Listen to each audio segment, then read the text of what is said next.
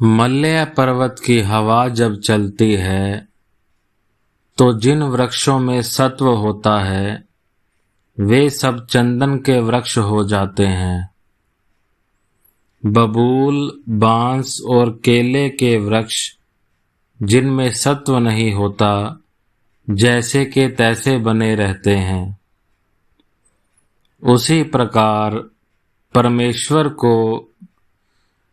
परमेश्वर की कृपा का वायु जब बहता है तो जिनके हृदयों में भक्ति और पुण्य के बीज वर्तमान है वे एकदम पवित्र हो जाते हैं और उनमें ईश्वरीय तेज भर जाता है।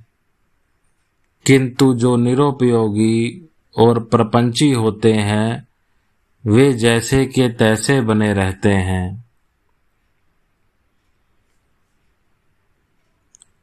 एक लड़के ने अपनी माँ से कहा, अम्मा,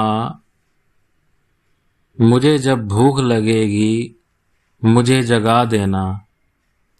माँ ने उत्तर दिया, बच्चे घबरा नहीं, तेरी भूख ही तुझे स्वयं जगा देगी।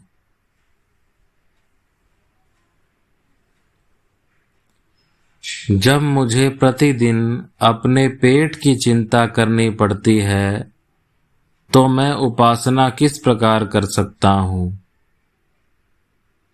जिसकी उपासना तू करता है वह तेरी आवश्यकताओं को पूर्ण करेगा। तुझे पैदा करने के पहले ही ईश्वर ने तेरे पेट का प्रबंध कर दिया है। ऐ भक्त, यदि ईश्वर की गुह्य बातों को जानने की तेरी लालसा है तो वह स्वयं सद्गुरु भेजेगा। गुरु को ढूंढने में तुझे कष्ट उठाने की आवश्यकता नहीं है।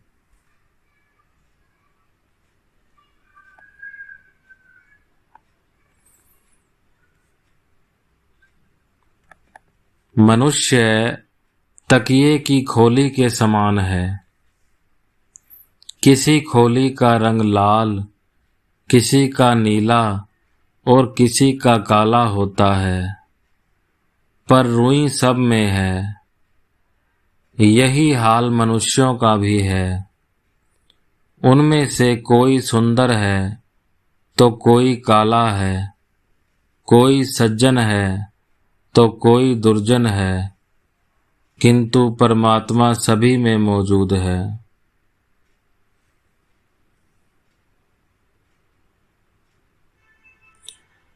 सब प्रकार के जल में नारायण व्याप्त है, किंतु सब प्रकार का जल पीने योग्य नहीं होता। उसी प्रकार यद्यपि यह सत्य है कि परमात्मा प्रत्येक स्थान में उपस्थित है, किंतु प्रत्येक स्थान में मनुष्य का जाना ठीक नहीं।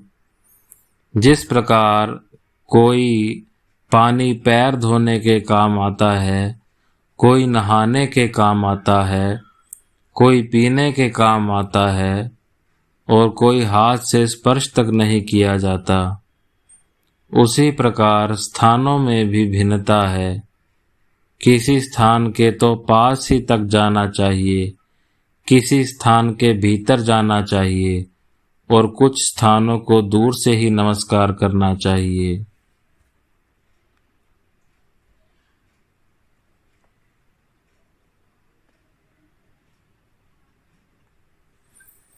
एक किसान खेत में दिन भर पानी भरता था, किंतु सायंकाल जब देखता तो उसमें पानी की एक बूंद भी नहीं दिखलाई पड़ती थी। सब पानी अनेकों छेदों द्वारा जमीन में सोख लिया जाता था। उसी प्रकार जो भक्त अपने मन में कीर्ति, सुख, संपत्ति, पदवी आदि विषयों की चिंता करता हुआ ईश्वर की पूजा करता है, वह परमार्थ के मार्ग में कुछ भी उन्नति नहीं कर सकता। उसकी सारी पूजा वासना रूपी बिलों द्वारा बह जाती है और जन्म भर पूजा करने के अनंतर वह देखता क्या है कि जैसी हालत मेरी पहले थी वैसी ही अब भी है, तरक्की कुछ भी नहीं हुई।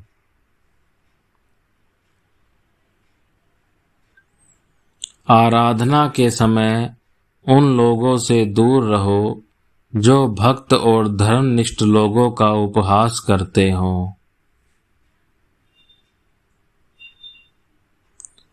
दूध और पानी मिलाने से मिल जाते हैं, उसी प्रकार अपने सुधार की ओर लगा हुआ भक्त जब हर प्रकार के सांसारिक लोगों में बिना किसी सोच विचार के मिल जाता है तो वह अपने ध्येय को भूल जाता है और उसकी पहले की श्रद्धा और उसका प्रेम और उत्साह धीरे धीरे लोप हो जाता है।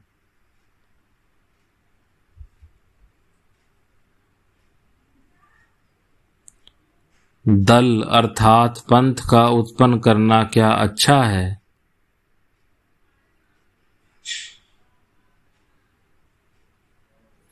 दल का एक अर्थ है पंथ और दूसरा है काई। बहते हुए पानी पर काई नहीं उत्पन्न हो सकता, वह छोटे छोटे तालों के बंधे हुए पानी में उत्पन्न होता है। उसी प्रकार जिसका हृदय सच्चाई के साथ ईश्वर की ओर लगा हुआ है, उसके पास दूसरी बातों पर विचार करने का समय ही नहीं रहता। दल पंथ वे ही बनाते हैं जो यश और प्रतिष्ठा के भूखे रहते हैं।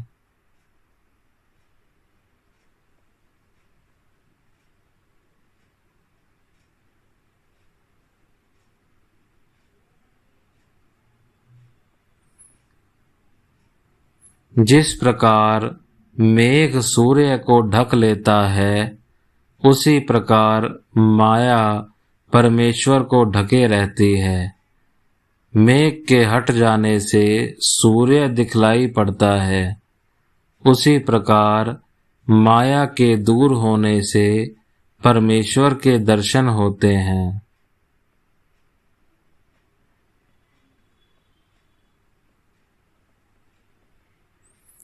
हरि जब सिंह का चेहरा अपने मुंह में लगा लेता है तो वह बड़ा भयंकर दिखलाई पड़ता है। उसको लगाए हुए वह अपनी छोटी बहन के पास जाता है और किलकारी मारकर उसे डराता है। वह घबराकर एकदम जोर से चिल्लाने लगती है और सोचती है कि अरे अब तो मैं भाग भी नहीं सकती, यह दुष्ट तो मुझे खा जाएगा। किंतु हरि जब सिंह का चेहरा उतार डालता है तो बहन अपने भाई को पहचान लेती है और उसके पास जाकर प्रेम से कहती है, अरे यह तो मेरा भाई है, मेरा प्यारा भाई है। यही दशा संसार के मनुष्यों की भी है। वे माया के झूठे जाल में पड़कर घबराते और डरते हैं, किंतु माया के जाल को काटकर जब वे ब्रह्म के दर्शन कर लेते हैं तो उनकी घबराहट और उनका डर छूट जाता है, उनका चित्त शांत हो जाता है और परमात्मा को हव्वा न समझकर वे उसे अपनी प्यारी आत्मा समझने लगते हैं।